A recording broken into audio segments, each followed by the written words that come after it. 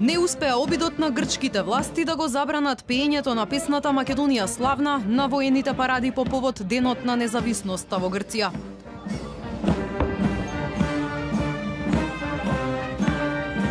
На снимките кои се шират на социјалните мрежи се слуша како воениот оркестар на плоштадот Синтагма во Атина ја свири оваа песна, посветена на Александар Велики, кој ги протерал варварите.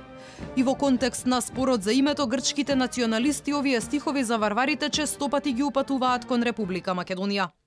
На централната прослава непознато лице се обиде да го пробие полицискиот кордон и да го нападне грчкиот председател Прокопис Павлопулос, но беше спречен од полицијата.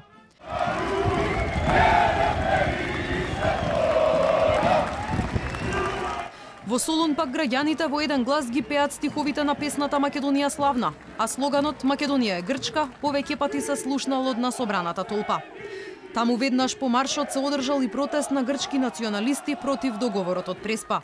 Како што пренесуваат грчките медиуми, судир помеѓу група граѓани и полицијата имало и на маршот во Калитеа.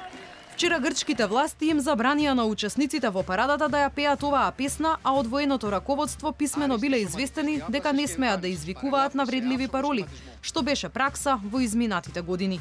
Македонија земја на Грција и цигано Скопјани се пароли кои често се слушаат на воените паради во Грција.